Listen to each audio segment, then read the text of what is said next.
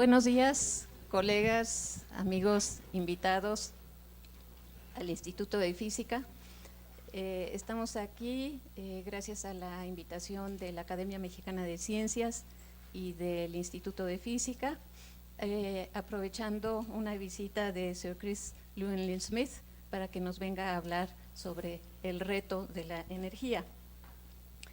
Sir Chris, o Chris como lo llamamos sus amigos, es actualmente el director de Energy Research en la Universidad de Oxford, como pueden ver ustedes aquí, y también presidente del Consejo Directivo de Sésame, que es el gran sincrotrón que se está construyendo en Jordania para el Medio Oriente. De 2007 a 2009 presidió el Consejo de ITER, el gran proyecto de energía por fusión nuclear del que seguramente nos va a hablar, espero. Y si no, le preguntamos, ¿verdad? Y también hasta 2009 presidió el Comité Consultivo sobre Fusión de Euratom, que es la Comunidad Europea de la Energía Atómica. Antes de ello, había dirigido el Centro para Fusión Nuclear en Fulham, Inglaterra, donde estuvo a cargo de la operación del JET, del Joint European Torus, y promovió el desarrollo fast track de la energía por fusión. Durante su gestión como director general de CERN, que duró de 1994 al 98, se aprobó e inició la construcción del LHC, el Large Hadron Collider, y se puso al día el Large Electron Positron Collider, que era el proyecto insignia del CERN en aquella época. Pero aunque no lo crean, Sir Chris es físico teórico. Después de doctorarse en Oxford, trabajó por temporadas en el Instituto de Física de la Academia de Ciencias de Moscú, en el CERN y en el SLAC en Stanford, antes de regresar a Oxford. En el campo de las partículas elementales, trabajó fundamentalmente en el modelo del quark y teorías de interacciones fuertes y electrodébiles y en cómo ponerlas a prueba experimental. Chris Llewellyn Smith, FRS, es miembro de la Royal Society desde 1984, y ha sido, entre otros, asesor en ciencia y tecnología para el primer ministro inglés. También ha sido presidente del University College London y de Oxford Physics. Escribe extensamente sobre financiación de la ciencia internacional, sobre colaboración científica internacional y temas de energía. Por sus contribuciones y su liderazgo ha recibido muchos reconocimientos, entre ellos 7 honores internacionales en 3 continentes. Sir Chris, tengo el gusto de darte el micrófono. Thank you very much for accepting this invitation. Well, thank you. Okay, I've got a microphone, I think. Okay, thanks very much. It's a great pleasure to be here. I've never been to Mexico before, so I'm looking forward to this trip and see a number of friends here who I sort of forgotten were here, so that's a great pleasure. I'm going to talk about the energy situation in the world, but as Anna Maria has said, I am trying to organize energy research in Oxford, and if people are interested, I can give them information about what we're doing in Oxford.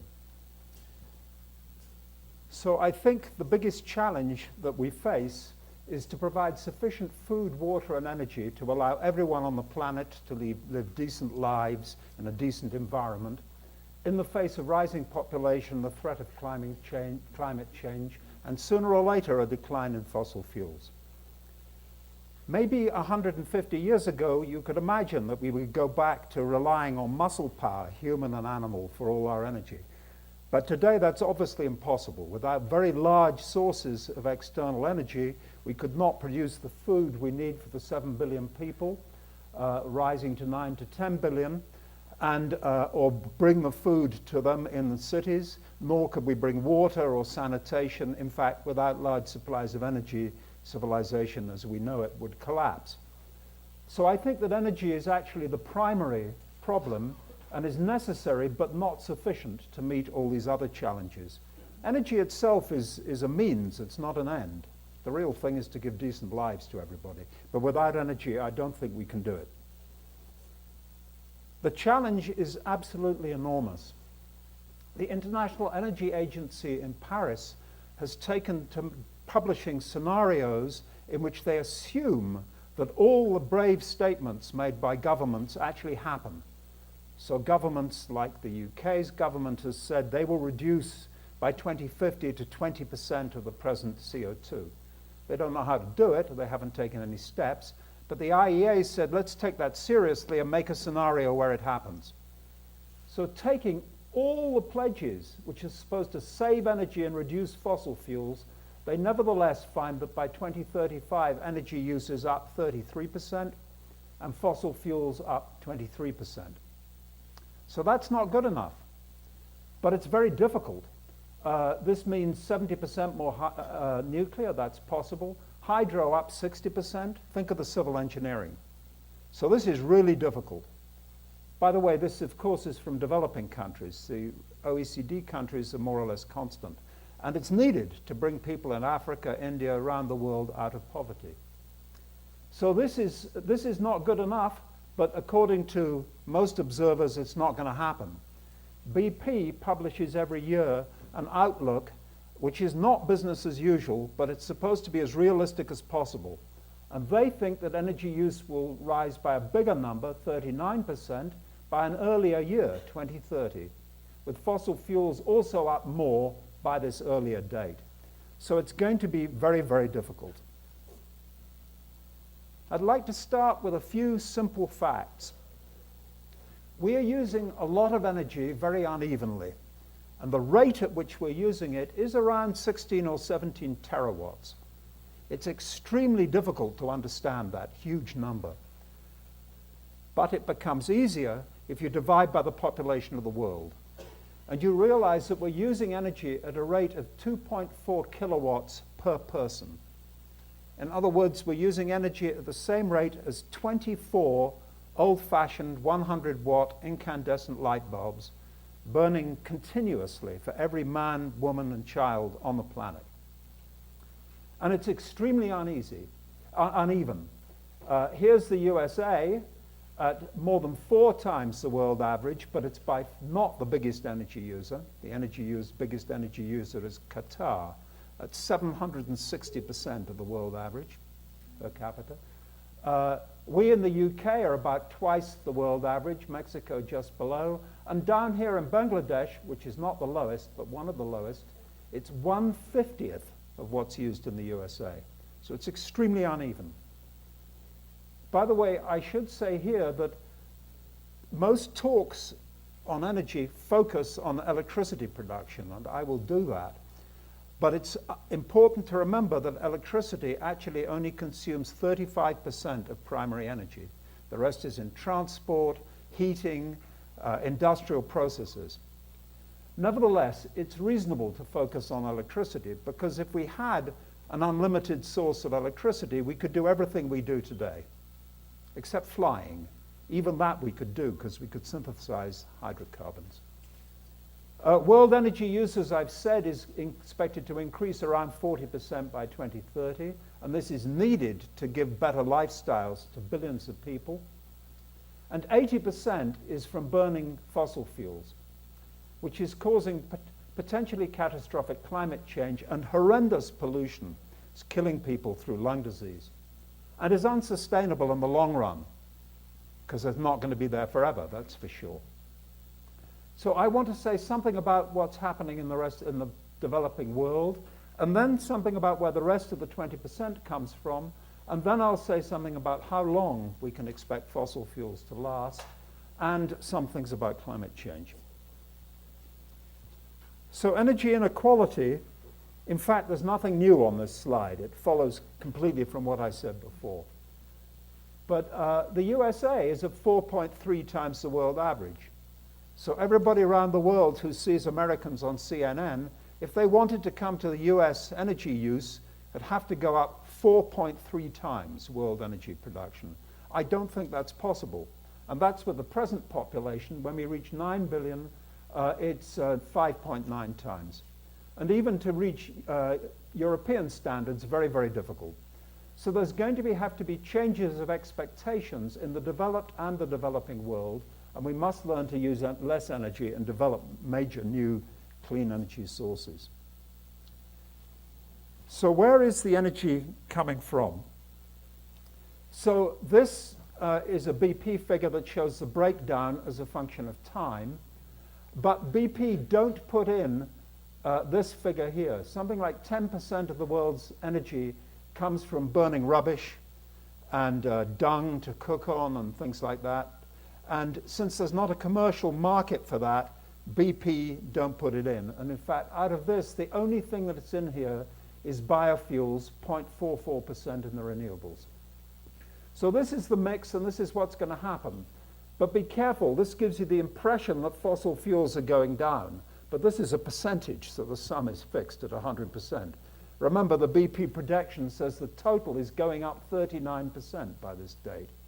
So although relatively oil is coming down, in absolute terms it's going up, and gas and coal even faster.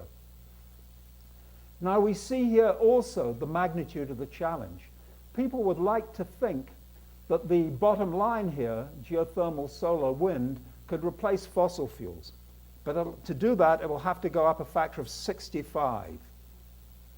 So that's a huge challenge. So very roughly, to remember these figures, it's 80% fossil fuels, 10% combustible renewables, mostly not being renewed, and waste, about 5 or 6% hydro, 5% nuclear, slightly over 1% in everything else. This energy mix, this is the world average, and it's important to realize that it's very varied. In China, for example, coal is 64% of primary energy, whereas in the rest of the world it's about 32%, and gas is only 3%. This huge use of coal in China partly explains the World Health Organization's estimate that there are 300,000 premature deaths every year from air pollution in China.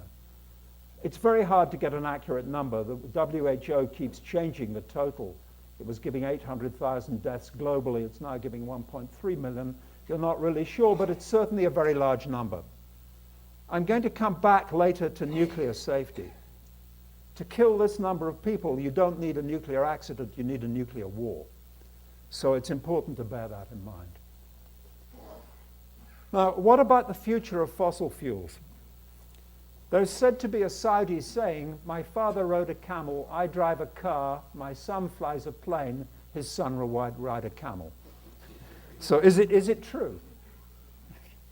I think not.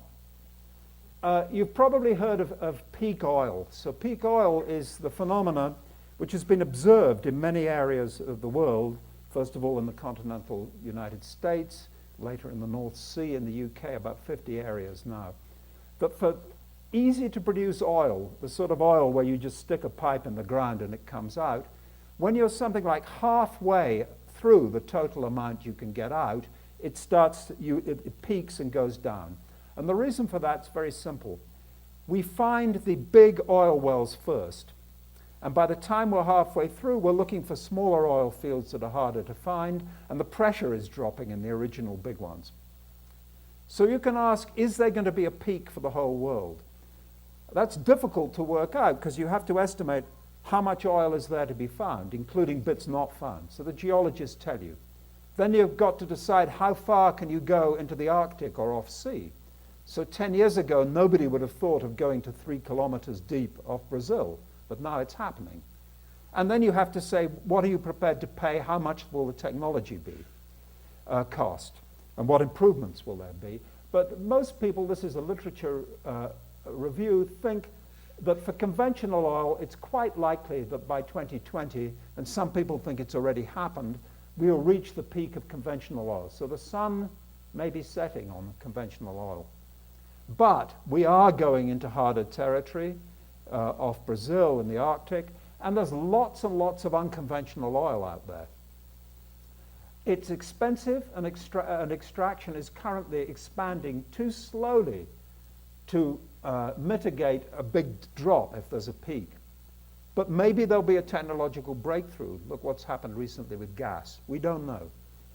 So I personally think that it's quite likely that we will see rising oil prices when conventional oil peaks, but then we will start to develop the unconventional oils, and at a certain point, in fact we're already at it, it's economic to convert coal and gas into oil, so you can go on driving your car. What about gas and coal? Well, gas, the situation's completely changed, maybe. It was thought that there was enough conventional gas for 130 years. You have to be a little bit careful because these estimates, the next line always says with current use, and an exponential kills you quite fast.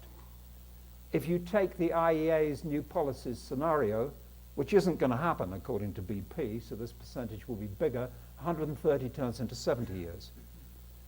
However, the huge expansion of unconventional gas, shale gas, in the US has transformed the situation. So this is gas which is got by combining two existing techniques, drilling down vertically and then horizontally, putting in water under high pressure with a small admixture of chemicals and a amount of sand. And the water pressure forces open the shale, and actually the sand props open the cracks so the gas flows out. Now, there are big question marks over shale gas. In particular, it may be that it's dropping production much faster than people expected, so we're not clear. But it could also be that it's doubled the world's resources. And it's certainly completely changed the situation. The US, which was going to be a big importer of gas, is now self-sufficient and likely to be an exporter. And this has had dramatic effects around the world. In my country, we are now importing a lot of gas from the Middle East, which was destined for the United States, but the United States doesn't need it. And the changes are really dramatic. In the UK today, 20% of our gas comes from Qatar. 3 years ago, it was 0. That's a fantastic change, from 0 to 20% in 3 years. So there's a big revolution going on, but it looks as if there's lots of gas.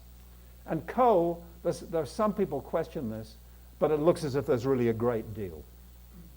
Note, of course, that if oil, as I've already hinted, if oil does become very expensive and scarce, then the growth rates here will go up.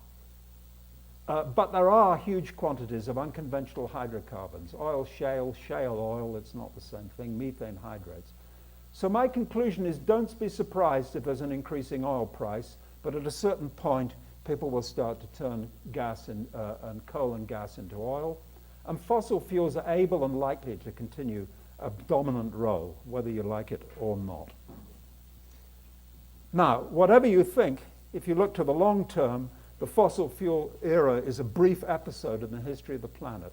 We've been accumulating fossil fuels for something like 300 million years, and we can argue about whether you can't tell on this scale. We've got another 100 years, 150, 200, but anyway, it's something like that. So think about your great-grandchildren. They're going to have to get used to a world without hydrocarbons.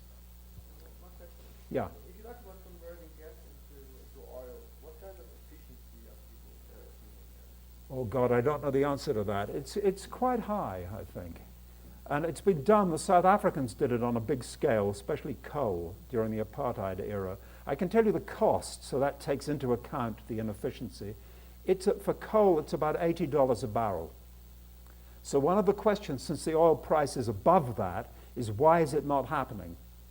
And the answer is that, of course, the production cost for oil is much less. Saudi Arabia is getting it out for a few dollars. So people are not going to invest huge amounts in putting coal and gas to oil if they think that they could suddenly be undercut. If you believe the oil price could go down to $40, you don't want to invest in conversion. On the other hand, the Chinese are doing it, in fact. They are investing. I don't know on what scale. And there's another point. There is now some sort of floor on the oil price. The Saudis have created a welfare state. They can't balance the budget without $100 a barrel. They can survive a few years because they have a lot of money in the bank. Actually, $80 it's for the Saudis. The Russians need about $100 a barrel. So there are countries which are using the money and can't afford to see the price go down. But it's a good question. What determines the price of oil? That's just supply and demand, basically. Yeah, just supply and demand. Okay, now I want to say something about climate change, and particularly the timescales for climate change. The fact is that CO2 stays a very long time in the atmosphere. In fact, that's not the way to look at it. It's not a question of how long an individual molecule stays in the atmosphere. They're going in and out. The question is, if we switched off CO2 production immediately, which we can't do, how long would it take to reach a new equilibrium? And at what level would it be? And the answer is incredibly badly known, it turns out. First of all, it depends on the level of CO2 when you switch off, because there is a nonlinear effect from the amount of vegetation and so on and so forth. But if you look at the literature, they say the first thing that will happen is that there will be a new equilibrium at around between the ocean and the atmosphere at around 20 to 40% of the peak in a few tens of centuries. Anything between 300 years and 2,000. In other words, they don't know. And then it will go down after that.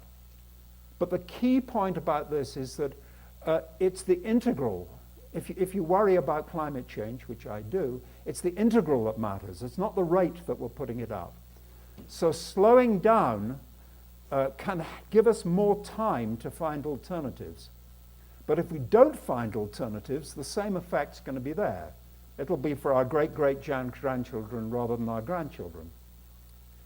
But this is really important. So we must, if we don't find cheaper alternatives, in 100 years we probably will have burned most of the fossil fuels because they're much cheaper if you take out the environmental effects. So meanwhile, the only thing we can possibly do is to try to capture carbon dioxide and store it underground. Now, the first thing to realize is that you can't capture it from every car, for example. It can only capture from large power plants and industries. So the best we could capture is if every single power station and industry had carbon capture, maybe 30%. There are 3 technologies, which I could discuss if somebody wants to ask afterwards, for capturing it. And then you have to pump it, compress it, pump it and put it underground. And there are lots of different sort of places you can put it. But the key point of this argument is it's a complete waste of money unless it stays underground for thousands of years. It just doesn't make any point in the long run. So one of the questions that's not clear is whether it's going to leak or not. And it's also never been done on a large scale. Nevertheless, my government is saying the way we're going to meet our carbon targets is with a lot of carbon capture. But it hasn't ever been tested, and it's going to be very expensive. So whether we should do it will depend on whether it's more expensive than using solar power, for example. But I'm sure it should have to be developed. But if it's feasible and affordable and safe in the sense it doesn't leak, by the way, actually physically safe, if you live above a radioactive waste store and it leaks, your Geiger counter starts clicking, you go away. But if CO2 suddenly leaked, you're dead because you're suffocated. So it's quite a serious problem. We must test it and then roll it out if it looks competitive. It's easy to say, but harder to do. Okay, so what are the other actions we should take? Well, carbon capture and storage if you worry about climate change and if it's feasible, safe, and cost-effective. Reduce energy and improve efficiency. I've got a couple of slides on that. Develop and expand low-carbon energy sources. I'll talk about that. And then devise the economic tools and ensure the political will to make it happen. That's probably the hardest part. I mean, the problem is a mixture of having technology, which we don't have sufficient, and having political and economic tools. So let me talk about use of energy. So these are very rounded figures, but very roughly, 25% of energy is used in industry. That includes agriculture, though agriculture is only 3 or 4%, something like that. 25% in transport, and 50% in the built environment. Now, what does that mean? That means heating or cooling, if you're in California, your house, but it also means things like refrigerators in supermarkets, computers in offices. So everything that's in buildings apart from, heavy industry. So we personally, of course, travel and we live somewhere. So I don't know the figure for Mexico, but for the developed world, roughly 30% of energy use is domestic. So that means that although what I do individually makes no difference because I'm one person in 7 billion, what we do collectively has a big effect. If in the UK we could all halve our energy use, that would be a 15% effect on the total. So it does matter. Now there are 2 things here that I want to distinguish, demand reduction and efficiency. And they get confused sometimes. So demand reduction means let's say, designing buildings so they use natural light better, and we don't need artificial lighting. Efficiency is making efficient light bulbs so that when the sun sets and you do need light, it uses less power. Demand reduction means designing cities so that it's easy to walk or use a bicycle or use public transport. Efficiency is making your car engine more efficient. Now, the problem with efficiency is there's a rebound effect. If you make the car, say, 10 times as efficient, some people will just drive more. So it's not going to have an effect if you don't couple this with increased prices. Well, there's a lot to be done with better design and planning and changes of lifestyle. There are substantial efficiency gains which would save a lot of money and carbon dioxide, and we can ask why it's not happening. I'll come back to that in a minute. But let me just give you some examples. The world thermal power plant efficiency is about 33% of heat into electricity at the moment. The state of the art, it depends if it's combined cycle gas turbine, whatever it is around 45%. It's very low for nuclear because it's a lower temperature. So we could move everything from here up to here in principle. But be careful, it's not going to happen overnight, because people who've built a power station has a lifetime of 40 years. They're not going to knock it down to make a more efficient one. Even if it's saving money in the operating costs, they've lost the capital. And it's the same with buildings. Obviously, this is a big thing to tackle, is better insulated and built buildings. But there's a very long turnover to turn over the housing stock. Better buildings, more efficient lighting. Believe it or not, this electric light is using 19% of the world's electricity, 19%. Which actually staggered me when I found that number. I would have guessed a few percent. So moving from old-fashioned incandescent light bulbs to these curly compact fluorescents can have a big effect. The old-fashioned incandescent light bulbs are about 5% efficient. Compact fluorescent light bulbs are about 20% efficient. And light-emitting diodes are about 45% efficient. But they need improvements in the spectrum. And we can have more efficient cars and so on. So there's huge scope here, and efficiency's got to be a big priority. But I don't think this can do it, because we saw energy demand set to go up 40%. And by the way, that's already got improvements of efficiency expected built into it. We can do better than that, but not enough to bring it down. Doesn't mean we shouldn't do it. Of course, we must do it. Now I want to talk about what we could save and why we're not doing it. So this graph you can't read, and I don't want you to read it. It's a bit complicated. This is a McKinsey study for the United States, and it shows the total amount of savings of carbon dioxide, but it could be money, it's sort of similar, in a year. So the USA, at the date this slide was made, 2007, was producing about 6.5 gigatons of carbon dioxide every year. And the units here is, this is 3 gigatons. And here is the cost to save $1 of CO2, $30, $60, $90 a ton of CO2. And the amazing thing is it's negative. So these are just the sort of things I've been talking about. It's more efficient lighting, better insulated buildings, better cars, more efficient electronics. So if you took all these measures for the United States, they could save 1.3 out of 6.5 gigatons, something like 20% of the CO2, while making a profit. So you've got to ask, why is it not happening? Now, what is this graph here? What's this doing? Well, this has actually got the same area. So the authors of that said it'd be quite amusing to say, supposing we took the savings and invested in things where it does cost to save CO2, like more solar voltaic PVs, more concentrated solar, etc. So these areas are equal. So in principle, the USA could save 3 out of 6.5 gigatons of CO2, and also, if you're not worried about CO2, a lot of fossil fuels, simply by taking this, doing all these things, and then taking the money and investing it.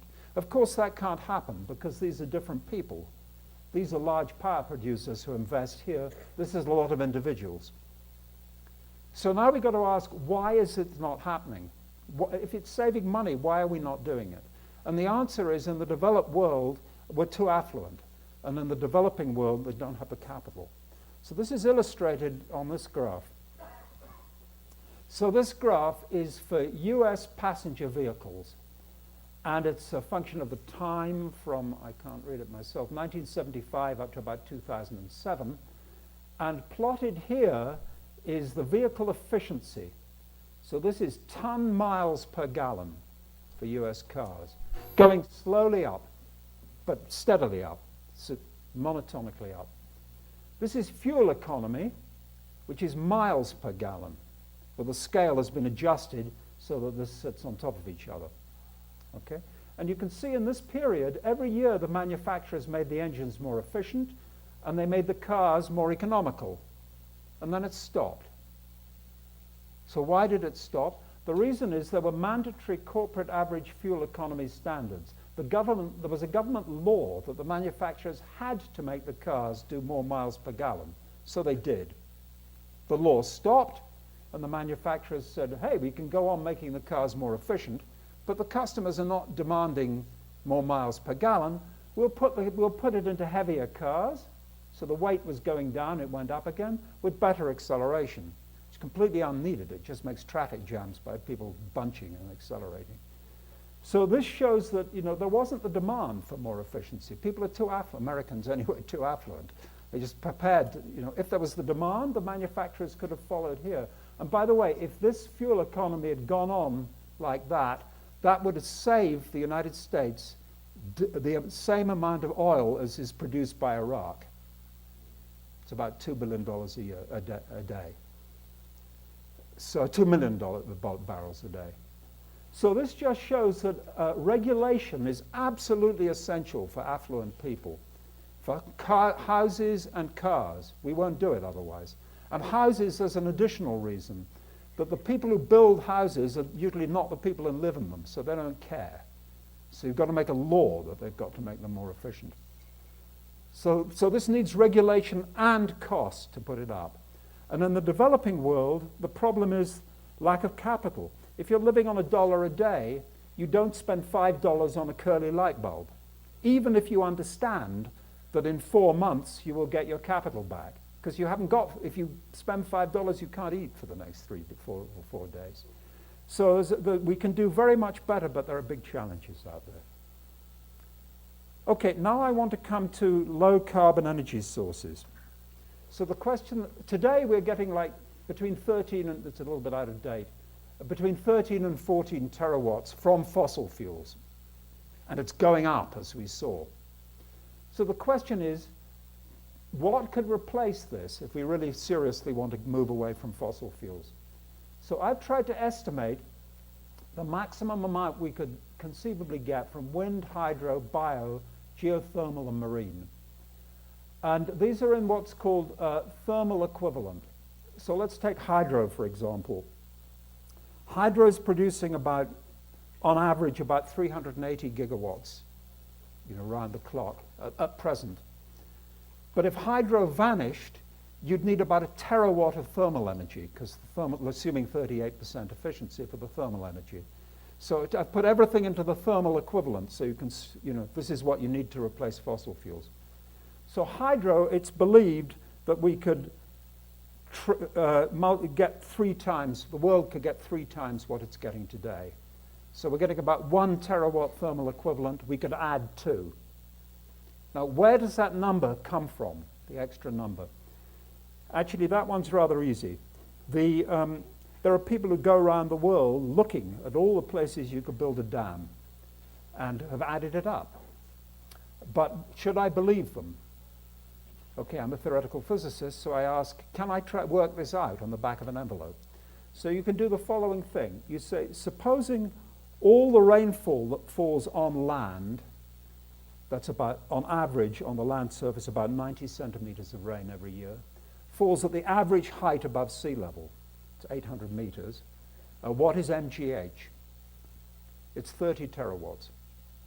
So back of the envelope, I mean, obviously it doesn't all fall at the average height, blah, blah, blah, but back of the envelope, the most you could possibly get from hydropower is 30 terawatts.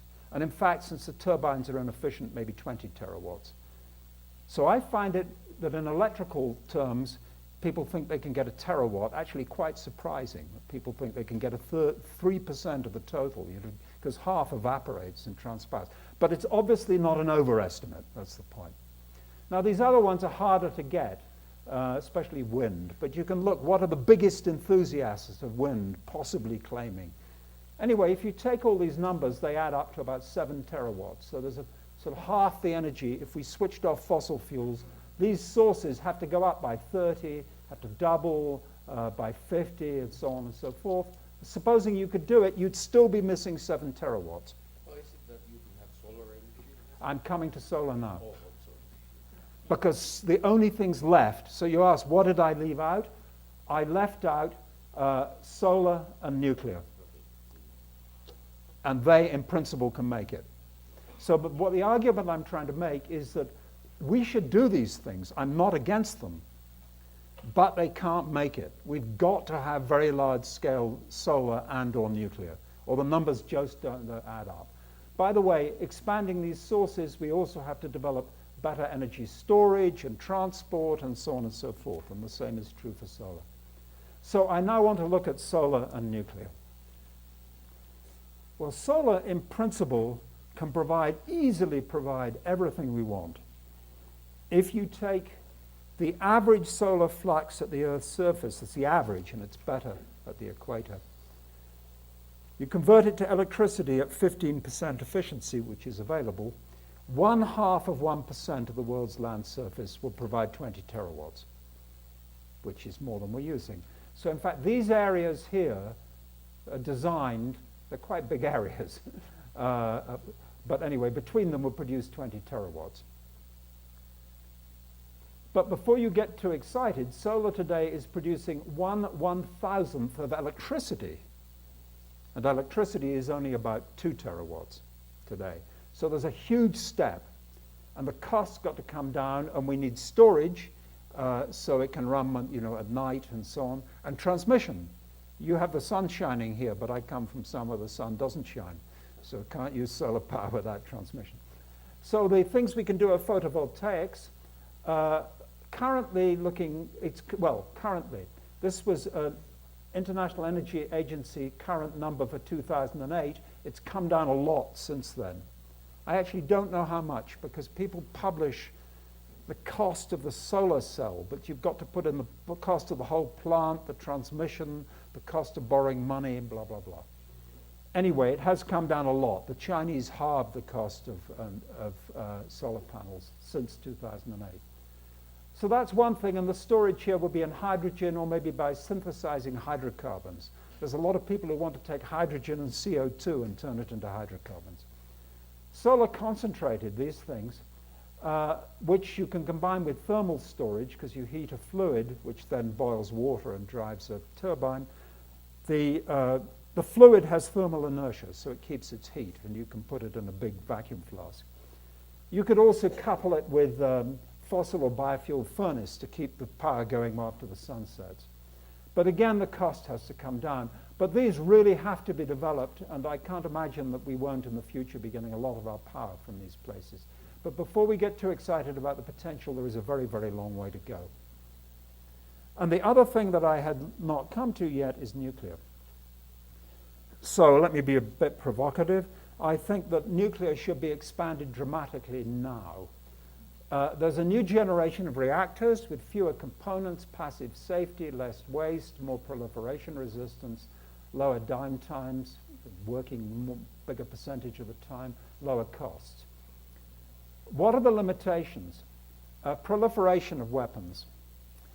I believe that's mainly a political issue. You can look on the web and learn how to make a bomb. Whether or not Germany has nuclear power is not going to make any difference to whether some country we don't want to have a bomb develops a bomb. Safety, it's mainly a problem of perception, and I have a whole slide coming on nuclear safety because it's a very hot topic. Waste, a problem is sort of solved and again, a problem of perception. There's a question of the volume of waste, which can be reduced by using fast spectrum neutrons to burn the waste.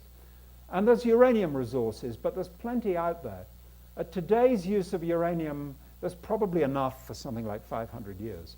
Of course, if we really put up nuclear, it will be much less. If it produced suddenly 100% of electricity, it's about 16% today, this number would come down to 80 years. But there's plenty of uranium.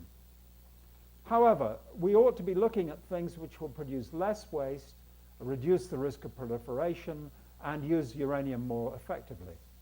So there are a number of things. We can recycle the fuel, which doesn't give a big gain in the amount of energy per kilogram of uranium, but makes less waste.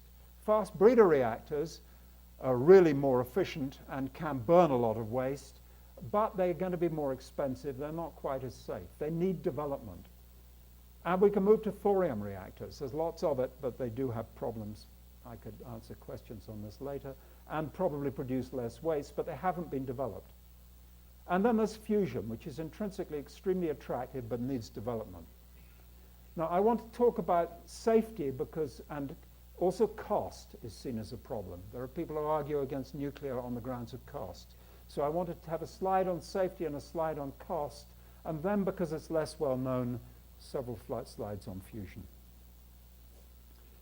So nuclear power is dangerous, and we have to treat it very, very, very carefully. But if you look at the record, it's actually good compared to most other power generation.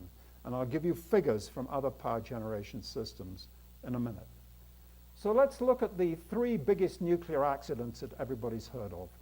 3 Mile Island killed nobody. It killed the nuclear industry in the United States. The United States, 2 weeks ago, licensed the construction of a nuclear reactor in Georgia. That was the first reactor to be licensed since 1978 because of 3 Mile Island, but it didn't kill anybody. Chernobyl, if we look at the deaths we're certain about, there were 38 workers exposed to really high radiation burns who were killed, and there were excess thyroid cancers, which were not necessary because if the Russians had accepted iodine tablets, which they were too proud to accept, they could have been prevented. There were about 6,000 thyroid cancers, but they were almost all caused. There were only 15 deaths known from thyroid cancer. So the deaths we know came from Chernobyl were probably less than 50. Where do these very big numbers you hear come from? Those come from looking at the radiation in the surrounding area and where there are a lot of people living and multiplying very small proposed probabilities by a very large number of people in a way which I believe is not legitimate, using the notion of what's called the collective dose and the nonlinear no-threshold hypothesis. So what is the notion of the collective dose and the nonlinear? Well, the nonlinear assumption says that if this dose kills you, then it's completely linear. The chance of getting, if you get 1,000,000th of that dose, you've still got a 1/1,000,000 chance of being killed. So if you have 10 million people, 10 people will die. But presumably there is some threshold at some level. And in fact, the evidence shows there is a threshold. So let me explain that and the collective dose in the following way. I have 5 liters of blood in me. If you remove my 5 liters of blood, I die. Okay? Now, the collective dose nonlinear no threshold says if you remove half a liter, okay, which is what you do in a blood transfusion, I have a, what is that? Out of 5 liters, half a liter, I have a 10% chance of dying, which isn't true. And it says if I remove half a liter, if everybody in this room, let's suppose there's 100 people, has a blood transfusion, 10 people will die, because that's 50 liters. Okay? And, so that's obviously wrong. It also says not only collectively you can add up the doses, but in time. If I give a half a liter of blood every year, eventually I'd give them 5 liters and I have every time I have a 10% chance of dying, so eventually I will die. That doesn't mean that just because that's wrong for blood doesn't mean it's wrong for radiation, but it tells you it's a very, very strong assumption with no biological basis, yeah?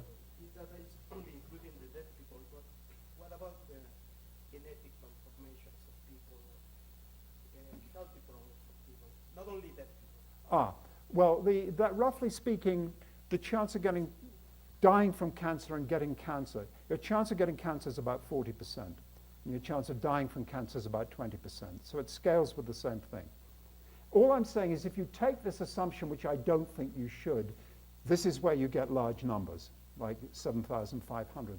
But I want to point out that these are small compared to the number of people being killed by coal mining, for example, and minuscule compared to the number killed by air pollution. This is very serious if true. First of all, I don't think it's true, but we can argue about that. Even if it's true, though, it's quite small. What about Fukushima? Extraordinary. The headlines forgot that 25,000 people were killed by a tsunami. Nobody's been killed, as far as we know, by the nuclear accident, and very few expected. The best data I can find are that 30 workers received doses of 100 to 250 millisieverts. Let me assume they all got 250, and presumably that's not right. That it was, I don't know what the distribution was, but I don't have any data. Let me take the worst case, and I take this assumption, then I will get that each one's chance of dying of cancer goes up by 1.25%. So that would say these 30 people we expect, you know, the expectation value is about 0.4 of a death. So this is quite small. It's bad, of course, we shouldn't do it. But I'm saying we should put it in perspective. Now let me show you what happens with other things. So here is the coal mining deaths. So coal mining in China, the official statistics, and there are quite a lot of unofficial coal mines, which we don't have data, it's about getting on for 5,000 a year.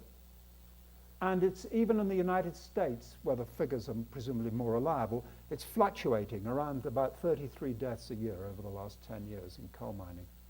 So since Chernobyl, that's 40 years, so it's 1,200. Bhopal, chemical accident, 3,800. On the roads, 1 million globally. But power production, here's the really surprising thing. You have to distinguish indirect deaths from radiation, low-level radiation and air pollution from people just being killed. And the Swiss Federal Institute did a very interesting study of what sources of power kill most people, and most people assume it's coal because they know there's a lot of coal mining accidents. But if you do it per kilowatt hour, actually hydropower is 2.6 times more deaths than coal. And this is breaking dams and deaths in construction. So these are direct deaths, not low-level deaths, direct deaths. But it's amazing that actually hydropower, this is Swiss data from PSI, killing 2.6 times as many people per kilowatt hour as coal, despite these numbers. And in fact, on the 6th of February, there was a broken dam in Bulgaria, and I cut it out of the Times newspaper. It was an article about that size, and it just said, yesterday there was, last week a dam broke, 8 people were drowned, and 700 homes were destroyed. And it gets that much. But Fukushima was on the front page. So I'm not saying that nuclear power is safe, it isn't, but I'm saying we must put these things in perspective. And the real killer, of course, is air pollution. We don't know, there are claims in the literature that a 1 gigawatt power station in Western Europe, it depends on what sort of coal and it depends on the population density, kills about, with a 10-year loss of life, 300 people a year. So in the 40-year lifetime of a one large power plant, that's 12,000. Whether this number's right, I don't know. I talked to the experts and they say it's really very hard, but we know it's a large number. So I'm not saying it's safe, but I'm saying we should look carefully at the numbers. Now finally, something on the cost of nuclear power, because it has a reputation as being very expensive. It's hard to say because the problem with nuclear power is there's a very big upfront capital investment, billions of dollars, which is got back over a long period, 40, 50-year lifetime. So the cost of power is extremely dependent on how much you're paying the bank or the investors to borrow the money. And it really makes a difference whether it's 8% or 10%. It might make a 20% difference in the cost of power because it dominates everything. Now, for nuclear power, there's a relatively high nuclear rate usually charged because the risk that the government will change its policy in some countries, a risk of delays in getting planning permission, it's very slow in most countries, risks of cost overruns, That's a real cost. And because of short supply contracts. So in my country, for example, we have an electricity market where you buy and sell the electricity maybe a year in advance, but not 40 years.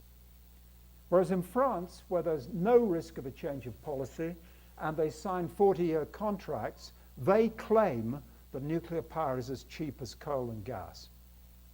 Now, I was quite skeptical of that. They would say that, wouldn't they? They wanted to sell power stations to the rest of us. But there was an MIT study last year which said exactly the same thing. They ran a model with different borrowing rates, and they found that if they assumed the same rate of borrowing for coal as they did for nuclear, the cost was more or less the same. Gas depends very heavily on the cost of gas because it's not a capital intensive. Now the question is this true? And I think I would say the jury's out because these new reactors, not many have been built yet.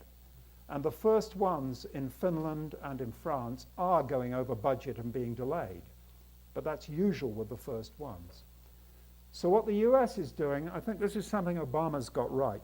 He's giving loan guarantees for this new reactor in Georgia to reduce the cost of borrowing, to encourage the suppliers to go in. And then after they've built 10 of them or something, they don't need loan guarantees. It either is cheaper or it isn't. But to get it started, we need to reduce the risk somehow of borrowing. So it's interesting, but remember all of these things exclude the cost of air pollution, the cost of climate change, et cetera, et cetera. But even without those, it's not so obvious that nuclear power is a lot more expensive. And my friends at MIT claim it isn't. But I'm not yet convinced yet because we haven't had enough of these things. Okay, so the last thing I want to discuss is fusion. So I get asked the question, does fusion work? And the answer is yes. It powers the sun and all the stars. And this device, for the person here, the Joint European Torus near Oxford, I was responsible for it for 5 years, has produced 16 million watts of fusion power, only for a few seconds, not coupled to turbines. Nevertheless, it works. That's not the question. The question is, when can we make it work reliably and economically on the scale of a power station? Okay? And the one thing everybody knows about fusion is it's always 40 years ahead. Right. So I'm going to answer the question, why does it take so long? But let me first tell you how it works. So I'm going to talk exclusively about magnetic confinement fusion. If somebody wants to ask me about inertial fusion, I could answer questions on that. Okay, so the basic fusion process is deuterium and tritium. So this the green thing's supposed to be a proton and a neutron, heavy hydrogen, and tritium, 1 proton and 2 neutrons, super heavy hydrogen. And in magnetic confinement fusion, you take a very large volume of the gas at around at an extremely low density, about 1/millionth of atmospheric density, and you heat it up. And as you heat it at around a few thousand degrees, the collisions, as the molecules move faster and faster, knock off the electrons, so you get a plasma, separately moving nuclei and protons. But when the deuterium and tritium approach each other, they just bounce off the Coulomb charges, so they never get close. But as you go faster and faster and faster, at about 100 million degrees, that's 10 times hotter than the center of the sun, the nuclei get close enough that they're in the range of the nuclear force and they can merge.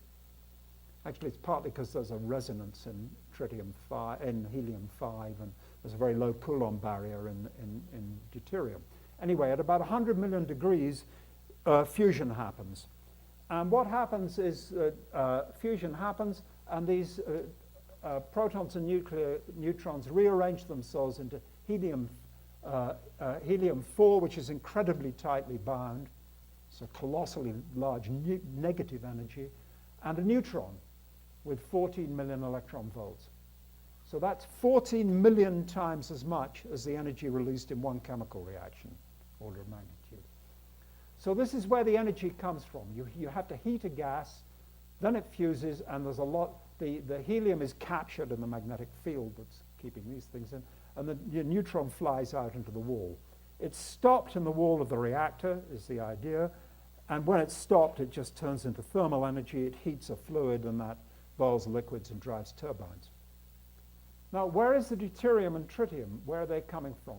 Well, deuterium, 1 in every 7,000, 6,000 something or other molecules of water is in fact got deuterium in it. So there's plenty out there, and it's incredibly cheap to produce. Tritium doesn't occur naturally. There is some in the atmosphere from cosmic rays and left over from nuclear tests, but it has a half-life of about 11.5 years. So you have to make it. So the way it's made is that you need some tritium to start up the reactor, but in the wall you implant lithium. Could be lithium-6 or 7, but lithium-6 has a bigger cross-section. There's less lithium-6. It's about 6% of natural lithium. And it also produces more energy. So the neutron, when it's stopped in the wall, hits lithium. And there's a reaction. Neutron plus lithium produces a bit more energy and tritium. So the idea in a fusion reactor is it's making its own tritium in the wall. Now, this has never been done. It's one of the things that's going to be tested with the World Fusion Project, ITER, that I'll talk about in a minute. But the physics of this has been understood for 60 or 70 years, and the Monte Carlo simulations work, and it looks okay, but we've got to test it. So that's the basic way it works. But the point here... Lithium on the wall? Hmm? You put lithium on the wall? No, it's inside the wall, and it's in different forms. It could be that the cooling liquid is a compound of lithium lead, which is a liquid you use to cool, or the lithium could be in other forms. There's arguments about the best way to put it there.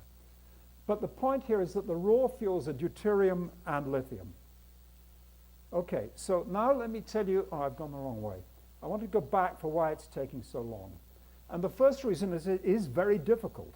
You've got to heat a very large volume of gas to 10 times hotter than the center of the sun and keep it from touching the walls for weeks.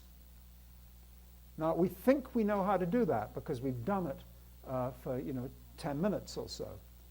So in principle, we know how to do it, but it's got to be tested on a bigger scale. And we've got to get it hot and stop it touching the wall. And there are big technical challenges, producing materials which will stand up to the neutron bombardment and so on. And probably the biggest challenge is making this all work reliably. I think if you gave me enough money, I could make a fusion reactor which will produce some power. The question is, could I make it work 80% of the time? It's complicated. Or only 5% of the time. We've never tried, we don't know. So it's very, very difficult. That's one reason.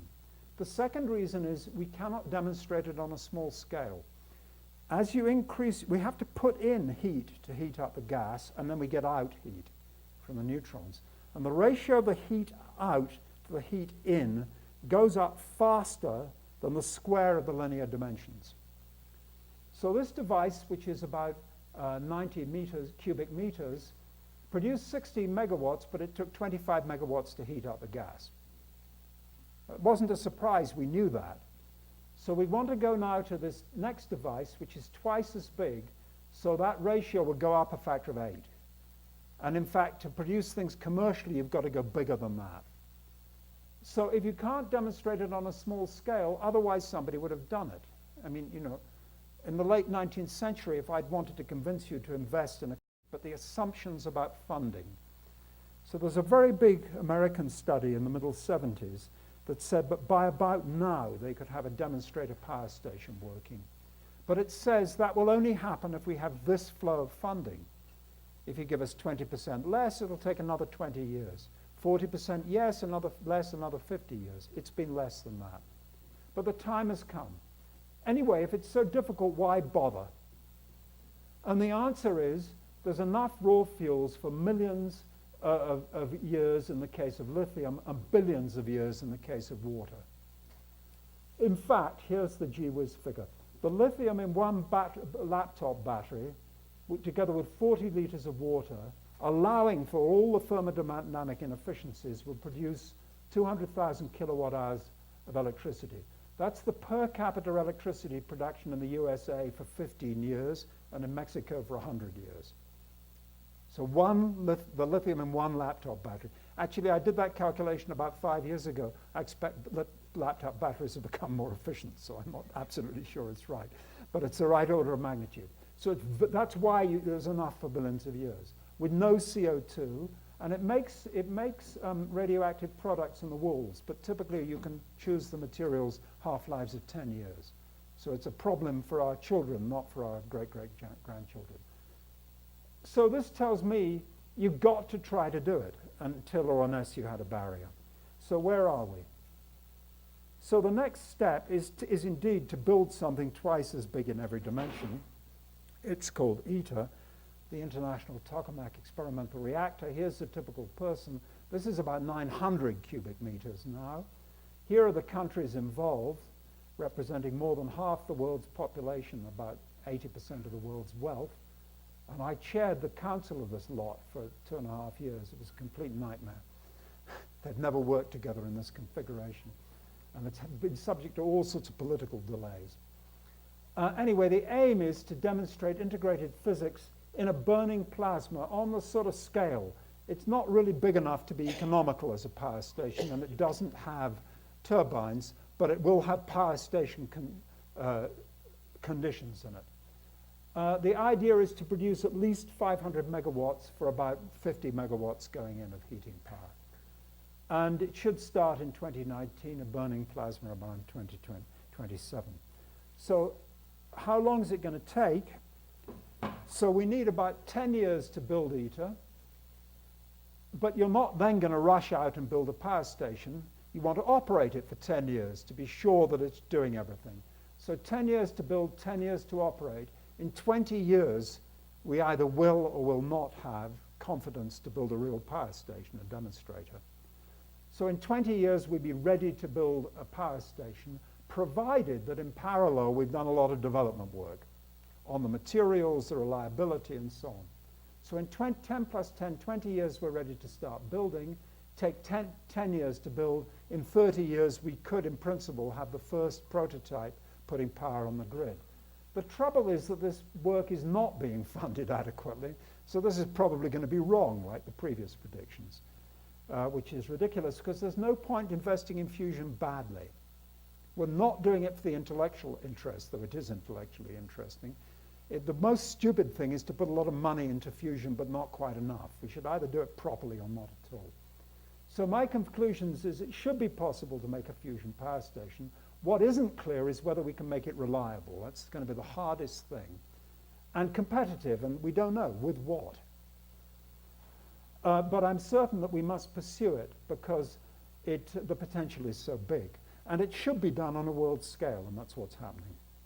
Okay, I'm now on my second last slide, and I want to finish, out of all this, what are the things that I think should happen with the world energy situation?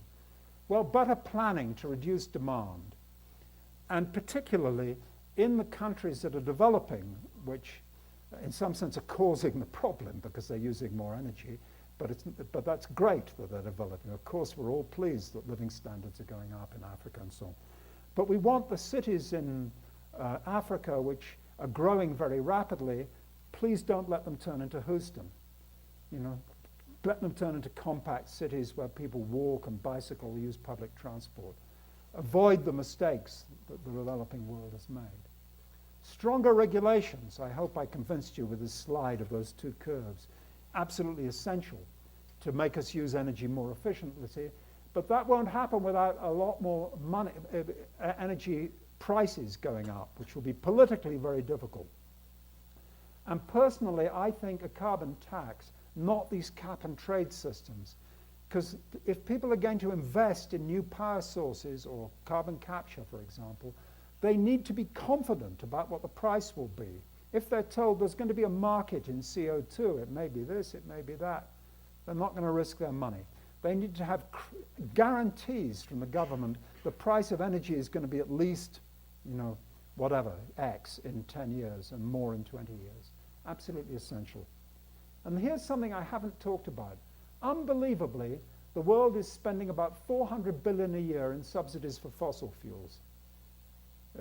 In fact, one of the biggest, it's going down very rapidly, Germany puts huge amounts into fossil fuels because they haven't got the political courage to close the coal mines, and you can understand why. They would have a revolution out there.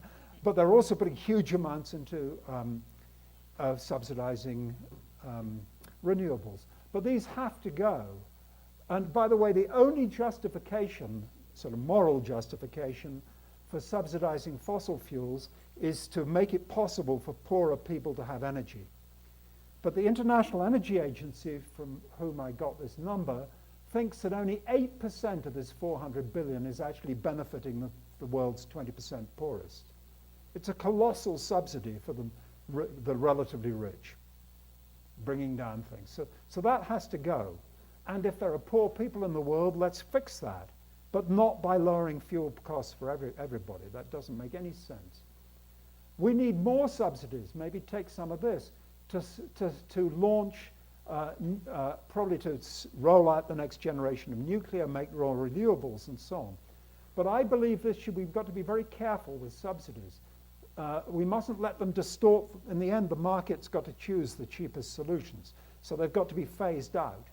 They should be seen, the aircraft industry talks about launch aid, things to help new things get off the ground. It should be seen like that. We do need more publicly funded R&D. Of course, I'm working in energy, so I would say that.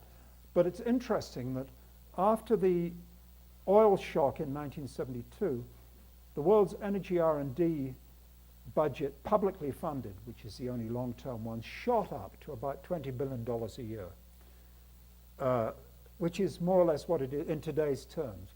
And then in the 80s, people said, what's the problem? There's plenty of oil. It's quite all right to burn fossil fuels. It came down and down and down. It's only just recovered. We're not spending much more publicly on energy than we were in 1980, despite the fact the energy market has gone up by a factor of 3. And there's a very simple thing we could do, actually, is if we're worried about climate change, is if we tomorrow replaced all coal with gas, we'd save 18% of CO2. We'd be back where we were in 2026, but if we hadn't replaced it, it would be even worse. So these are the things we should be doing. So let me sum up. We're expecting a huge increase of energy use, and it's needed to lift the world out of poverty. It's not needed by me. I could use a lot less, and in Europe we could use a lot less. But it's needed globally. The challenge of meeting it in an enormous, environmentally responsible manner is enormous. There is no silver bullet. We need all sensible measures, and the question is, the economic question is how to incentivize that and make it happen in a reasonable way. Demand reduction, increased efficiency, more nuclear, possibly carbon capture, and wind, hydro when sensible. And in the long run, when we really want to do without fossil fuels, we need more solar. We must develop advanced nuclear and fusion if it works. There's a huge R&D agenda which needs more resources. We need incentives, and we need the political will. It's not good enough that our ministers go and they come back from summits saying, we are good guys, we have committed ourselves to do the following. They have no idea what it takes to do it.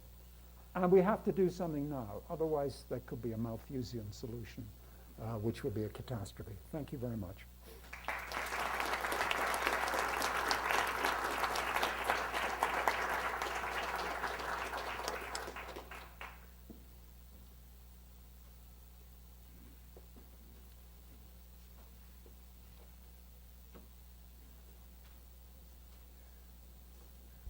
Thank you very much, Chris, for this illuminating talk. I'm sure there are many questions. Preguntas. ¿Quién quisiera? Sí. Sorry, do you know if combined heat and power is being used in the UK as something It's not being used much, and it probably should be used more. The problem with the combined heat and power is that it's sensible in large-scale developments, like large urban blocks of apartments, or in shopping centers and things like that. It's not so sensible in an individual home because the capital cost and the inefficiency is such. But it's not being used on a big scale, and it should be. And that's one of the efficiency measures that should be done. Is it being used in Mexico? You mentioned what the Germans are doing. They have the most, perhaps, aggressive green plan, the energy transition policy, which was voted recently. Sorry, for who? In Germany. Germany, yes. Do you think it's realistic? No, I don't. I mean, what I think is Germany has announced that they're stopping all nuclear power. having just actually won over the Greens to continue the existing power stations. They're closing them all. What will happen? Germany has a lot of wind and solar, but the potential is very low. Germany is not a good place for wind or solar. Sun doesn't shine, wind blows much more in the UK. They cannot replace nuclear with wind and solar, except maybe by importing solar from the Sahara. But that's a long, long, long way ahead. Or importing wind energy from Ireland, but there's not enough of it. So in the short run, what will happen is they will burn a lot more coal, I think, because if they follow that. And by the way, the coal in Germany is extremely low quality lignite. That is really killing people from lung disease. It's one of the most horrible coals in the world. They will import a lot of gas, probably from Poland. There's a large potential for fracking natural gas in Poland. This has not been exploited a lot yet in Europe because of the environmental damage. It has a big footprint, but the pressure in Poland to do it will be enormous. And they will import nuclear power from France. So I think, at least in the short run, Germany will get exactly the opposite. They will get rid of nuclear and they will do more damage to the planet. In the longer run, the Germans are very keen on this idea of building big power stations, solar power stations and wind around North Africa, along the coast of North Africa and the eastern Mediterranean. It's called the Desertec project, and a big grid that runs around, also bringing wind. And it's a great idea, but it's going to be incredibly expensive because it's building the grid and the power stations, and especially if you think about what you call pay to borrow the money, because the political risk of doing this in North Africa is quite big. There are questions about where the manpower comes, but part of the idea is that will also provide power in North Africa and power down to the rest of Africa. That will be a wonderful dream because it will produce political stability, actually. It would lock everybody together and having a common interest in this system working to produce reliable power for Africa and Europe. So it will be wonderful if it should happen, but it's a long way off. You mentioned enhanced geothermal energy. Yeah. Professor Tester of MIT produced or coordinated a study in 2008 in the United States about enhanced geothermal energy, and they had very large potential numbers that they publish. Do you think, I'm very keen about geothermal because it's a non-intermittent renewable, it's asymptotic, it doesn't produce any greenhouse gases, and it's very well distributed all over the world, so there wouldn't be that much geopolitical problems. Okay. So first of all, for those who don't know, there are two thoughts of geothermal. The genuinely renewable is what's just coming out of the earth, from the heat of the earth. The total flux on the world's land surface is about 10 terawatts, so it's not enough. And it's incredibly, I mean, it's coming out here, but it's not enough to do anything with. So it's in a few places, like Iceland, the Philippines. The big news is actually mining energy, which is in principle not renewable. So you find an area that has hot rock, you put down water, and you bring up hot water. This is called enhanced geothermal. And that's incredibly difficult to work out the potential, actually, because in principle we could take we could cool all the land under the United States down to 10 kilometers, down to the surface temperature. And that's a almost infinite amount of energy. The question is practically how far, you've got to go very deep to get decent temperatures, below about 5 kilometers. And then the question is, how much can you do? One of the problems is that the heat you get out tends to be rather low grade. So it's not terribly good for making electrical power. So it's quite good, you want it near cities where you can use the heat as well as making electricity. And then you have the problem that it tends to cause earthquakes, because you're going in areas that are hot, so they're sort of vulnerable, and you're putting water down. Nevertheless, it's a good thing. What I did there in my numbers, I think I took the US figure, which I thought was exaggerated, and I said that's probably about a possibility for the world, at least in the next 20 years. But I have to say it's very, very hard to estimate, because it just depends how far down you think you can dig, and then how much you can lower the temperature. As I understood, they used the USGS study on thermal anomalies. Yes. So you don't have to go to 10 kilometers. Well, You could go down to 2 or 3 kilometers. actually, no, you have to go, apart from at Yellowstone, to get to above about 300 degrees, more or less everywhere you have to go to 5 kilometers or something like that. I've also read this MIT study. So it's a very exciting idea, and maybe I was not fair to it, but they thought that the MIT study, and these are the real advocates, thought they could get something like 100 gigawatts. So I said, okay, I don't really believe it. Let me say that's for the world, and probably for the next 50 years it's reasonable, but maybe it's wrong by a factor of 2 or 3. But it still doesn't get into the 7 terawatt gap in a big way. In relation with risks connected with nuclear energy, maybe you already mentioned this point, but anyway, let me ask it again. Can you comment on the genetic risks for future generations in case of a nuclear disaster?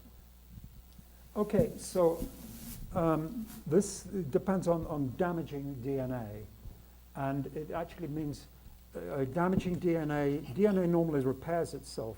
You've got to damage quite a lot, and what's more, it tends to, it's several bits so they combine again in a damaged way. I'm not an expert in that. I recommend the book, the reference I put on here. The risk is pretty small, I think. You've got to remember that most of these numbers are low compared to what some people are getting. So for example, in the UK, I don't know the figures for Mexico, but the average background radiation is 2.5 millisieverts per year. But in certain points of the UK, Cornwall, for example, that bit down on the bottom left, it's about 10 times that, so 25 millisieverts. By the way, that already tells you the linear non-threshold assumption is wrong, because those people will be, more of them dying. There is a damage, but I think it's got to be pretty high level. We're all into the nonlinearity. By the way, the other thing to say about the nonlinearity assumption is that radiotherapy wouldn't work without it, because when you have a cancer tumor and you're irradiated, you focus many different sources onto one place to get an intense blast. If the collective dose idea worked, you'd be having just as much collectively on the other tissue. So you'd be damaging the other tissue, the healthy tissue, and destroying yourself. So radiotherapy is based on the assumption that the linear non-threshold assumption is wrong. But I don't know the answer in detail, but I haven't read it recently enough, but I reassured myself it wasn't a serious damage. I mean, it's a damage also, remember, from mercury, from burning coal, et cetera, et cetera. I don't want to claim nuclear is safe. I just want to claim that it's out of perspective, that people somehow have got used to living with fossil fuels and forgetting the dangers there. And really shocking to me was to get this number for hydro, killing 2.6 times more people per kilowatt hour than coal. Unbelievable. Yes. I would like to ask you, and I think your presentation was very good. It's excellent. Thank you for giving us this presentation. But mainly I agree with most of your point of view. But you didn't mention in the long term the perspective of the sustainable development for the society.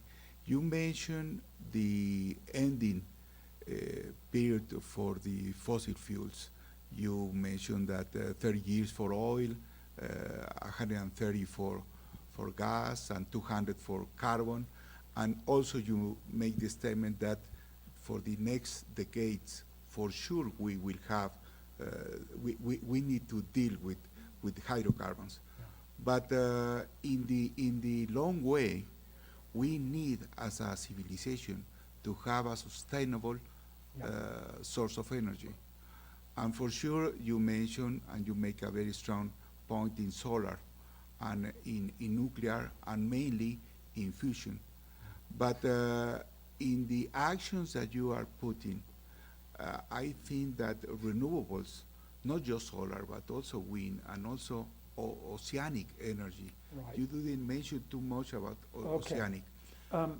So I would like to have your opinion about the long way.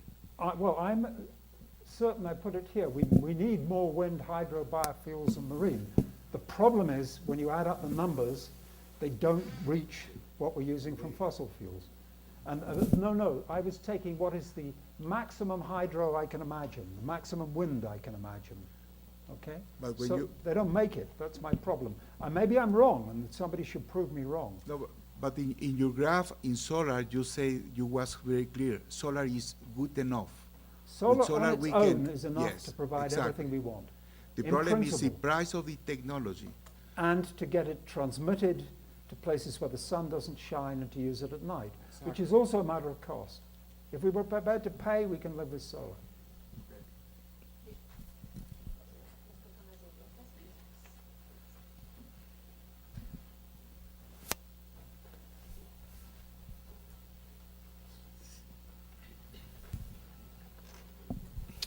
Thank you. First of all, congratulations. Very nice presentation. I noticed that your talk has a strong emphasis on electricity generation. So there's other issues like transportation, when you can also see that fossil fuels might still be on for a long time.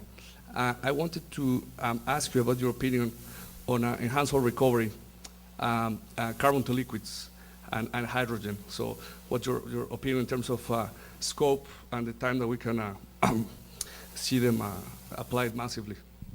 So carbon to liquids? Yes, and enhanced oil recovery as a CCS process, for example. Okay, well, there's a lot of discussion. I have many colleagues in Oxford who are working on this because the chemistry is interesting. Can you take CO2, take a lot of solar energy, use it to make hydrogen, and then use it to combine the hydrogen with CO2 to make hydrocarbons? So this doesn't decrease the amount of CO2 in the atmosphere, but it puts it in a closed cycle. It doesn't increase it. And you could make methane, so you could just make gas to put into a gas pipe, or you can make methanol, which you can then mix with gasoline, or you can make, at a greater cost, make diesel and gasoline. So in principle, you can do everything. The problem is that it is, it's quite energetically expensive, but they say, who cares? There's all that solar energy out there in the Sahara Desert, let's say. The trouble is, in the Sahara Desert, you haven't got the CO2 unless you suck it out of the atmosphere, and that's really expensive. So to do this, you have to be close to some sort of coal or gas power station in the first place to produce the CO2. So you could say, okay, we have a power station, and the CO2 is used to make hydrocarbons, which are then in a closed cycle of some sort. I think it's a very interesting idea, but I listen to enthusiasts, and one of the things they insist is that, of course, we have an infrastructure which is adapted to using liquid fuels. So you can just put it in your car immediately if they make you liquid things. Whereas if you go to something more fancy, well, if you make electricity, that's the other thing, and transport the electricity, then you've got to move to electric cars, which I personally think is likely to happen. Or else, if you want to transport the hydrogen, first of all, you've got to find a way of storing the hydrogen. Well, it could be compressed, it could be liquefied, and then you've got to make fuel cells. So it does look quite attractive in a sense to move immediately to liquids, but it's a long way from doing it, I think. And there's a lot of very interesting chemistry on the way. One of the whole problems with these things is we get locked in infrastructures. I mean, if all road transport's going to change to either hydrogen or electric, that's different, and we need a different infrastructure in each case. So guessing the right one, or we'll end up with the wrong. It's a very hard problem.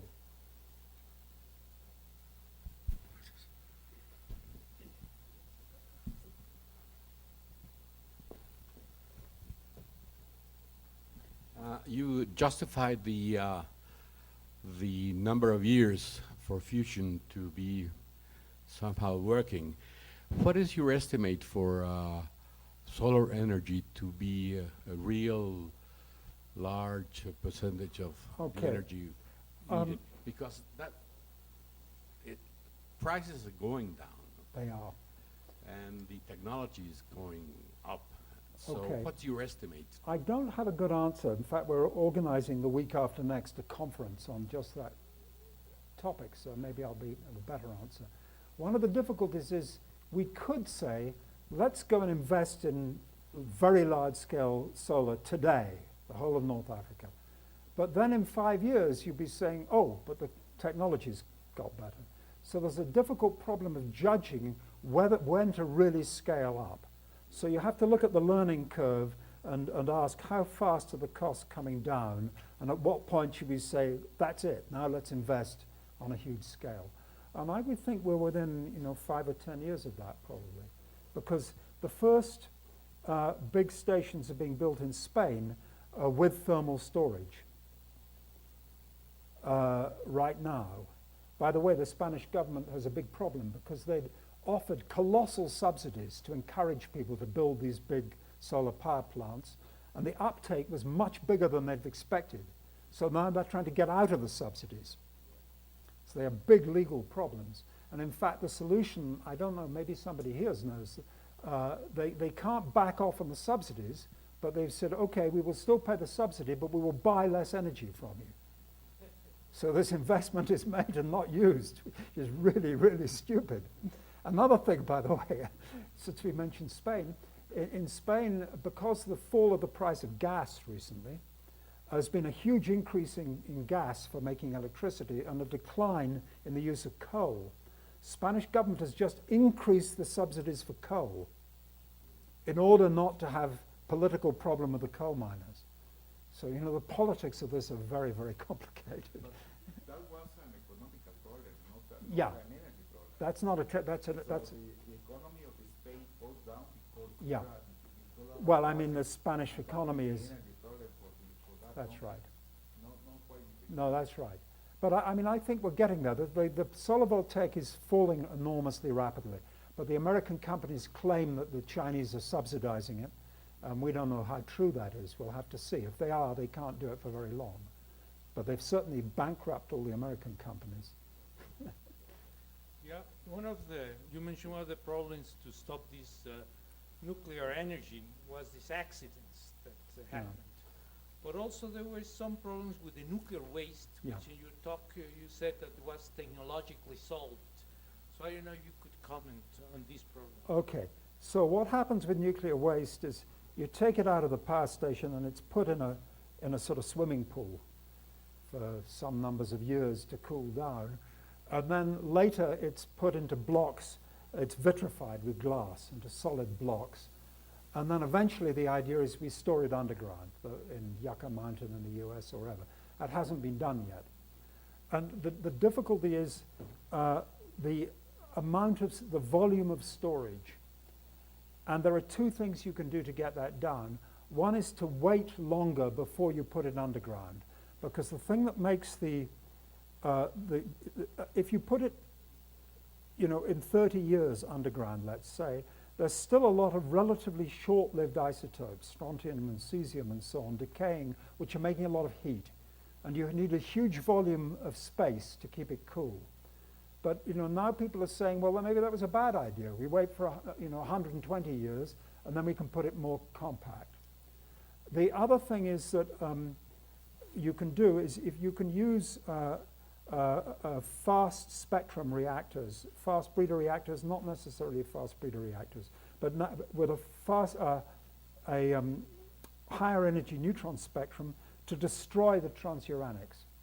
Okay, so if you have more energetic neutrons, you bust them up. And then there's less long-lived waste that has to be stored. You can reduce the volume like that. But all these things, as far as I can understand the geology and the science, they look very, very safe indeed, in fact. But now they just put it in pools. They're just putting it in pools at the moment and then into blocks. In fact, one of the bits of evidence, probably some of you know this, but at the moment, today, uranium-235, which is a fissile element, is 0.7%.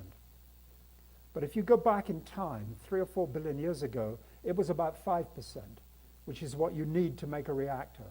And some of you know this, that some natural reactors have been discovered in Africa, where it just happened, and the uranium, there's a lot of uranium with 5%, 235, and the water was flowing, there was a river, streams, just the right way to make a moderator. I think they found 18 natural reactors. And what's interesting is that the radioactive waste has not migrated. So the big fear with underground storage is, you know, if we talk a very long period, the storage can fail, the thing can diffuse, it can get in the groundwater. I mean, there is one experiment being done, and it has not diffused, which was quite interesting. Well, I think your presentation was very good. I think everything has been put into perspective, and that's a very good point. One of my great objections that I see when I attend all these conferences is that we lose the perspective that we are really changing the climate of a planet the size of the Earth, and that we depend on that climate for the well-being of the whole population. That's right. And here we are discussing for example, whether we can go to geothermal or we can go to still using fossil fuels and all this and all that. And we lose the perspective that by using nuclear energy intelligently, by disposing of nuclear waste in an intelligent manner, we can avoid the whole item of climate change. I mean, I'm not trying to be simplistic in my comment, but I think it is very essential to put into perspective that we have a solution to use nuclear energy wisely and not waste around much more time, because we are really going over the hill with climate change. Where the poles are, you know the problem with climate change. I don't want to go into very well. Thank you. Okay, well, I sort of agree with that. The problem, of course, is that even if we said, the whole world moves nuclear in a big way, it's going to take quite a long time. So, and meanwhile, we'll be burning fossil fuels. So we're never going to totally avoid the problem. That's the problem. And in fact, if you ask, what is constraining the expansion of nuclear power? I mean, supposing there was some world summit that says we all go as fast as possible. I don't believe there's any restraint on the materials that we need, but there is a restraint on the manpower. There's not enough expertise out there.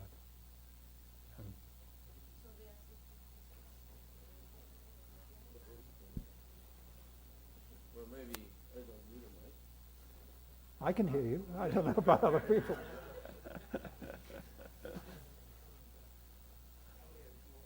What is the biggest technological challenge for fusion? For fusion, Yes. well, I actually think, I mean, what are the challenges? There's really showing that in a power station conditions, we can keep the hot gas stable away from the walls. We've never been in power station conditions. In principle, there could be new instabilities. So there is still some fundamental physics questions. I don't think those will be a showstopper.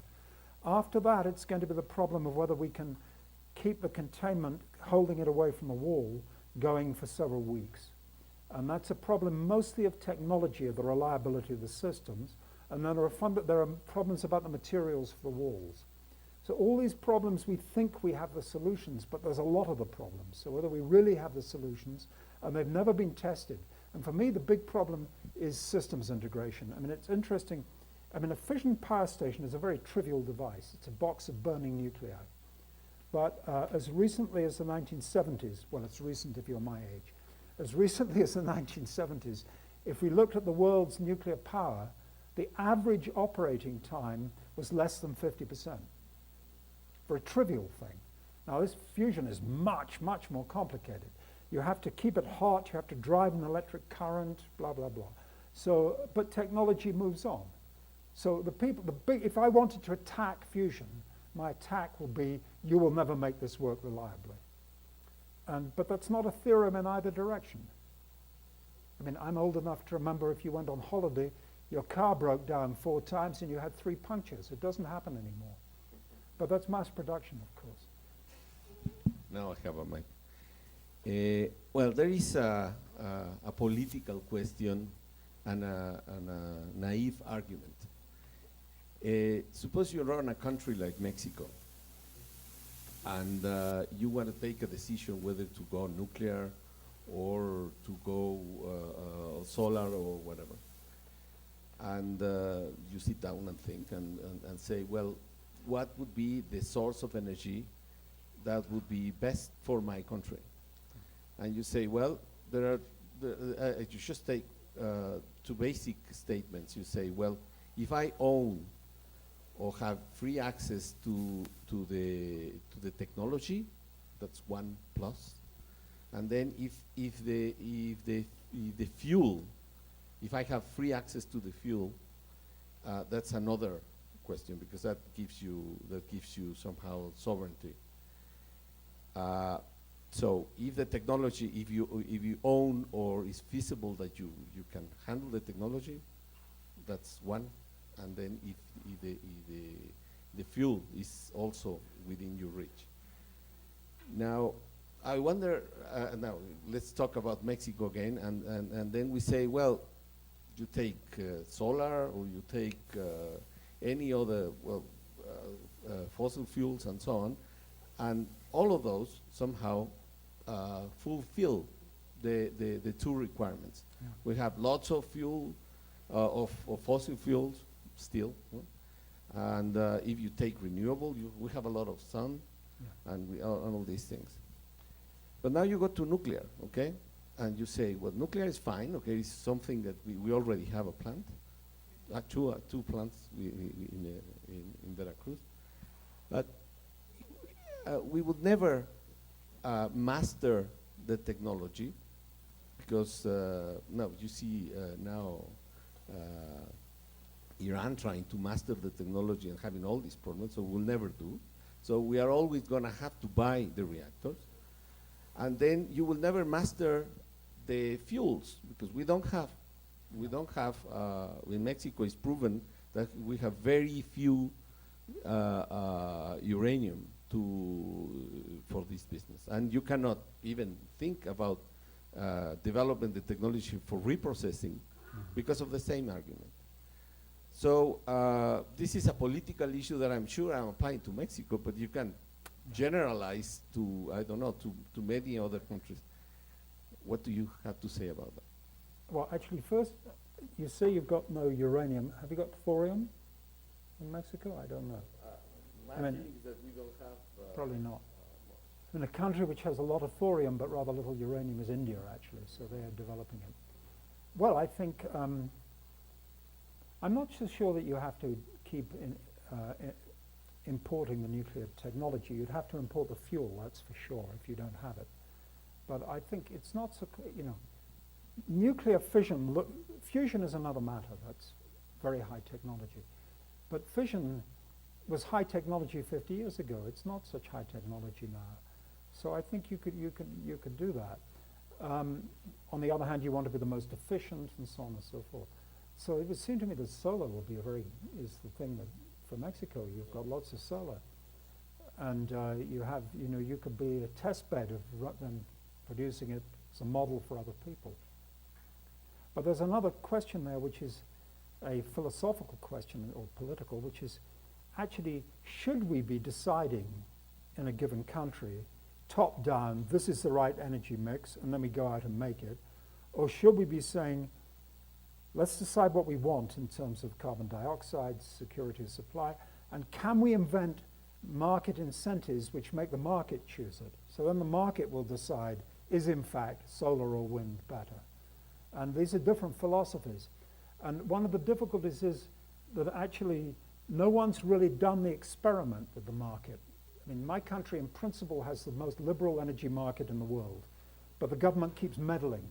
So we've got the worst of all worlds. And partly because if the lights fail, we're going to shoot the government, not the power companies.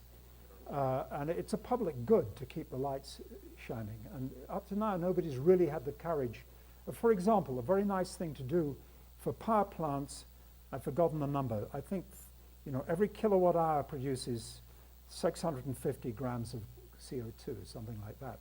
So you could say, let's make a law that in future that's got to go down in a definite way. And every company, if they're producing coal, has got to buy power from somebody with wind or a certificate and sell it. And just say, let's see what happens. That's the law. And as long as nobody believes it'll change, it should work. But then you start worrying, what if nobody invests enough and there isn't enough power? So you've got to have faith in the market there, and whether anybody has it, I don't know. But the French have a much more top-down view, of course. You can hear talks on what will be the energy mix until 2080 in France. Yeah, you mentioned at the beginning of your talk, which was very illuminating, that one thing to be done is to change lifestyles. Has any research been done by bringing in social scientists Yes. or bringing in communication, media, Yes. the soft technologies, and what could they, Okay. because we all heard the hard Right. technologies in this talk. That's a very interesting question, because I'm increasingly convinced that, and this is what I'm trying to do in Oxford, the solutions are an intersection of social science, of human behavior, economic incentives, and technical scientists, and you need all of them. So, for example, my government is wanting to subsidize smart meters so you can find out how much electricity you're using. I have colleagues who have a grant to find out what happens when people have smart meters. The answer is they put them in a drawer. It's a complete waste of money. The government is also trying to do things, think that information will make people use energy more efficiently. That's not necessarily true. There is an area in London called Camden, which is a relatively poor area, where there's a lot of social housing. This is subsidized housing provided by the local authority for poor people. I have a colleague who's a behavioral economist, and he's working with the Camden Council, who've given him access to all the energy consumption data for each social housing unit. He doesn't know which is which, but he knows it. So they took half of them and chose them at random. And half at random, they put on the utility bill in big letters, if you turn down the thermostat 1 degree, you will save £65 a year. And then they waited to see how much will be saved relative to the control group. And the result was that the people who was given that information, the energy consumption went up by 5 or 6%. And presumably it was because they said, you know, damn it, this is only £1.20 a week. I'm quite a poor guy, but I can afford to be a bit warmer. So it's incredibly important to understand. There's a similar thing in the US, by the way, on the east and west coast, also in Canada. In some areas, your utility bill says your consumption is 85% or 107% of the average in your street.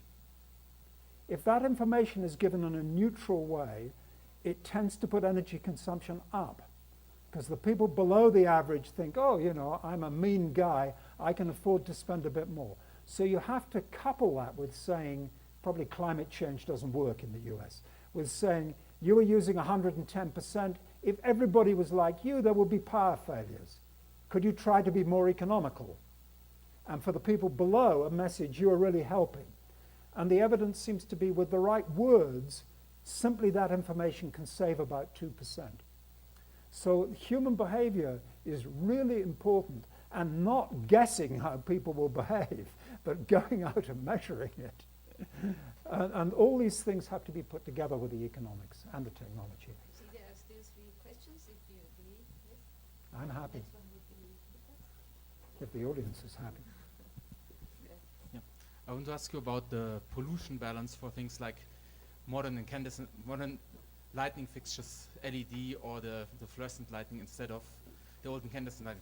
I save pollution because I I burn less coal, but I generally have a more polluting technology in the fluorescence light bulbs or in LED production. Yeah. How does that balance off at the end? Okay, that's a very, very good question, especially the curly bulbs have mercury in them. And I don't know the answer to that. I mean, there's no question that you save energy by doing it. Actually, there's a US study, which was led by my friend Bert Richter, who concluded that if everybody privately changed the light bulbs, and commercially in fluorescent bulbs, what's it called, the starter, the thing that fires up, were replaced with new ones, that would save 3% of all US electricity. So you can save it, but there are environmental hazards, and I don't know the answer to that. But thank you for that question, because it's incredibly important that we look holistically at all these effects, including on water and food. I should have stressed that at the beginning. When I said that energy doesn't matter, it's food and water and a decent living standard. We have to look at those things together, or you can make big mistakes.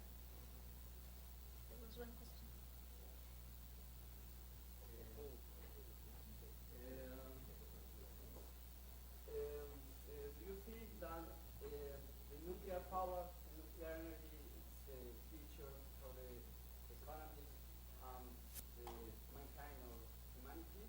And right now, what do you think about the green policy, the green politics? If right now the humanity there is in a Malthusian solution, and that the nuclear power then in the nuclear power there is an solution no Malthusian, no Malthusian. Okay, well, not sure I completely understood the question, but I mean, nuclear power, as was said really here, I mean, I think this is, in the short run, this has to be for the more advanced nations because it has to be treated very carefully, and it takes a lot of capital and so on. And I think for the developing world, the big lessons are don't make the mistakes we've made in building the big cities. Mexico also probably made the mistake. Design your lives, as you move to a better standard of living, make sure to design in the energy efficiencies and use the natural resources properly of sun and wind and so on. I'm not sure I answered the question.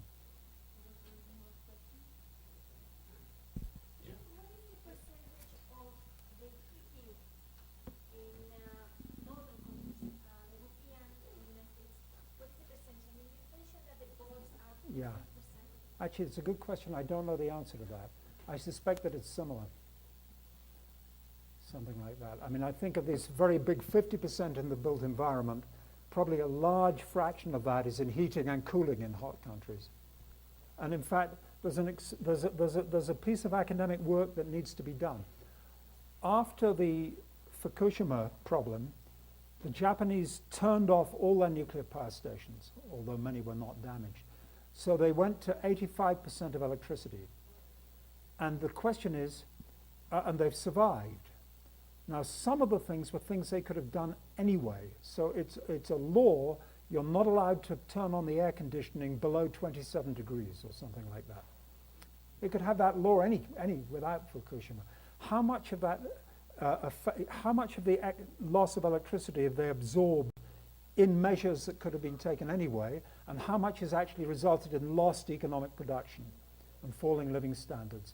And as far as I know, I ask this question when I meet people who are expert on Japan, and they say, oh, it's a good question, but nobody's done the study.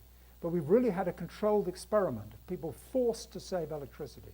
And the question is, what happened?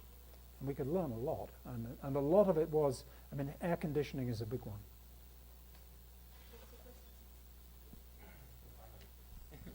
Final. Okay. I was echoing that this was a very good presentation, and I would like to give you 3 comments.